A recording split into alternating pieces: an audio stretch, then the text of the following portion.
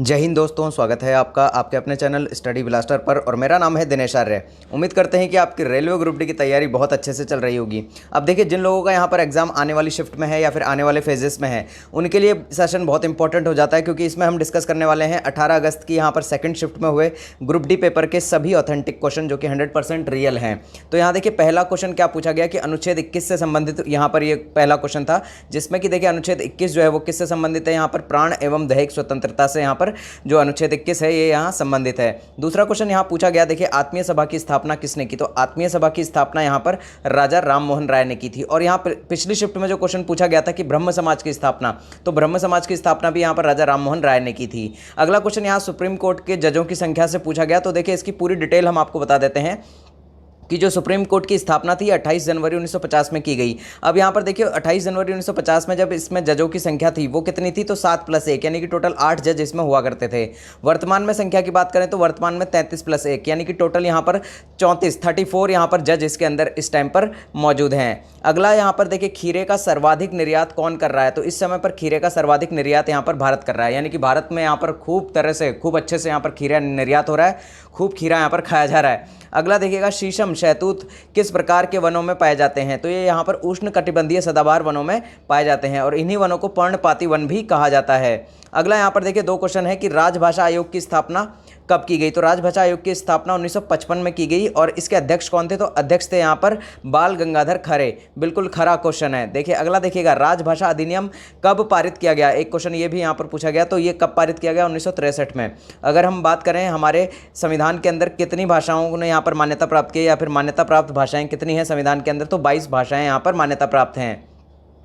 अगला क्वेश्चन यहाँ पर मैथ्स से था और इस क्वेश्चन पर चलने से पहले हम आपको एक चीज़ बता देते हैं कि अगर आपका एग्जाम आने वाली शिफ्ट में है या फिर आपका एग्जाम यहाँ सेकंड शिफ्ट में है या फिर उसके बाद वाली यहाँ पर फेजेस में है, यानी कि हम बात करें यहाँ फेज़ 3 या फेज़ 4 जो भी यहाँ पर होगा अगला फेज़, तो उसमें अगर आपका एग्जाम है तो आप अभी जाकर डिस्क्रिप्शन में हमने लिंक दिया हुआ है, उसमें हमने ई बुक दी है, वहाँ से देख लीजिएगा। आपके 90% से ज़्यादा क्वेश्चन यहाँ पर उन्हीं ई बुक्स में से आ रहे हैं, तो जल्दी से जाकर उन्हें परचेस कर लीजिए। जैसा कि यहाँ पर एक हमारे यहाँ सब्सक्राइबर्स हैं, उन्होंने यहाँ पर कमेंट भी किया है कि ज़्यादा से ज़्यादा क्वेश्चन यहाँ पर एस.के. झा सर की बुक्स से आ रहे हैं। तो एस.के. झा सर की जो ग्रुप डी का यहाँ पर गैस पेपर है वो भी हमने उस ई बुक के कॉम्बो में आपको दिया है। एस.के. झा सर का साइंस भी हमने उसमें दिया है। एस.के. झा सर का जो NTPC CBT 2 का बुक है वो भी हमने उसके अंदर दिया है। स्टैटिक जी के जो एस.के. झा सर का है वो भी हमारे ई बुक कॉम्बो के अंदर है। और ये पूरा का पूरा ई बुक कॉम्बो आपको सिर्फ और सिर्फ 99 रुपीज़ में मिल रहा है। तो जल्दी से जाकर डिस्क्रिप्शन में लिंक है, क्लिक करके जल्दी से परचेस कर लीजिए। अगर आपका एग्जाम आने वाली शिफ्ट में है या फिर आपका एग्जाम यहाँ पर आने वाले फेजेस में है तो जल्दी से परचेस कर लीजिए। ज़्यादा महंगा मूल्य नहीं है, आपका सिलेक्शन यहाँ पर इस बार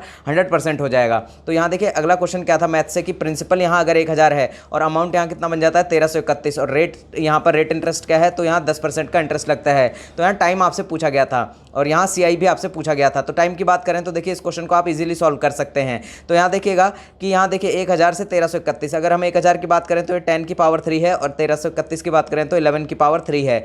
तो यहाँ देखिएगा कि 10 पर कितना हो रहा है, तो 10 पर यहाँ 1 का यहाँ प्रॉफिट हो रहा है। तो यहाँ देखिएगा इसका जो परसेंटेज निकलेगा वो यहाँ निकलेगा 10%। क्लियर हो गई बात ये। तो इस तरह से यहाँ पर जो टाइमिंग लगने वाली है वो कितना है यहाँ पर 3, तो टाइम कितना आ गया यहाँ पर 3 ईयर का टाइमिंग आ गया। अगला क्वेश्चन देखिएगा यहाँ पर कि संतोष ट्रॉफी किससे संबंधित है, बहुत ईजी क्वेश्चन। तो किससे संबंधित है संतोष ट्रॉफी, फुटबॉल से। अगला क्वेश्चन है चाणक्य का दूसरा नाम क्या है, तो देखिए चाणक्य के दूसरे नाम की अगर बात करें तो विष्णुगुप्त भी चाणक्य का नाम था और कौटिल्य भी यहाँ पर चाणक्य को कहा जाता है। तो यहाँ दोनों नाम ध्यान रखिएगा, ऑप्शन में क्या दिया हुआ था उस अकॉर्डिंग इसका राइट आंसर जो है किया जाएगा। अब यहाँ देखिए, एक और चीज़ यहाँ ध्यान रखिएगा चाणक्य से कि चाणक्य को भारत का मैकियावेली भी कहा जाता है। जो मैकियावेली के प्रिंस है उसी की तरह यहाँ पर चाणक्य ने अर्थशास्त्र लिखा था, तो इसीलिए जो चाणक्य है इन्हें भारत का मैकियावेली भी कहा जाता था। पूरा योजना का पूर्ण नाम क्या है, तो ये पूरा योजना एक भारत की है, इसका पूरा नाम यहाँ पर पूछा गया था। तो provision of urban amenities in rural areas इसका पूरा नेम हो जाता है। राष्ट्रीय बहुआयामी गरीबी सूचकांक के अंदर देखिए, सर्वाधिक गरीबी की अगर बात करेंगे तो इसमें सर्वाधिक गरीबी कहाँ पर है, तो बिहार के अंदर। सबसे कम गरीबी की बात करेंगे तो कहाँ है, यहाँ पर केरल के अंदर सबसे कम गरीबी है। अगला है यहाँ पर देखिए, भारत का पहला बायोमास आधारित हाइड्रोजन प्लांट कहाँ पर ये स्थापित किया गया है, तो ये स्थापित किया गया है मध्य प्रदेश। तो मध्य प्रदेश के भी कौन से जगह पर, खंडवा में। नेक्स्ट क्वेश्चन देखिएगा यहाँ पर POP का, यहाँ पर प्लास्टर ऑफ पेरिस का फॉर्मूला पूछा गया था। और कल आपको ध्यान होगा कि जिप्सम को जलाने पर क्या प्राप्त होता है, ये क्वेश्चन पूछा गया था। उसका आंसर क्या था, प्लास्टर ऑफ पेरिस। जैसा कि मैं आपको बार बार कहता हूं कि जो क्वेश्चन पूछे गए हैं उसका राइट लेफ्ट भी यहां पर पूछा जाता है, इसीलिए हमारा जो कॉम्बो है उसके अंदर यही सबसे बड़ी बात है कि यहाँ पूरा का पूरा आपको वाईसीटी के तीनों सेट मिल जाते हैं। तो वाईसीटी में हर एक क्वेश्चन को डिटेल करके दिया गया है, और साथ ही साथ हमने उसके अंदर आपको यहाँ पर दृष्टि पब्लिकेशन की एनसीईआरटी की कंप्लीट साइंस की बुक दी है, जो कि 280 पेजेस की है। अगर आप इन 280 पेज को पढ़ लेते हैं तो साइंस का एक भी क्वेश्चन आपका नहीं छूटेगा।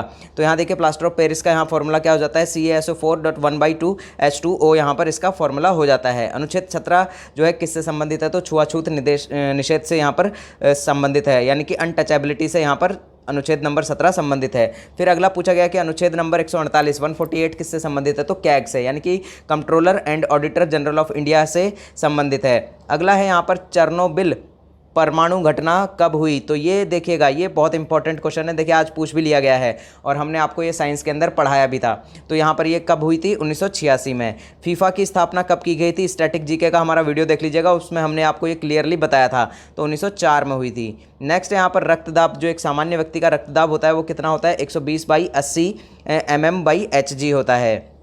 गन्ने का शीर्ष उत्पादक कौन है, तो भारत यहाँ पर सर्वाधिक गन्ना उत्पादित करता है।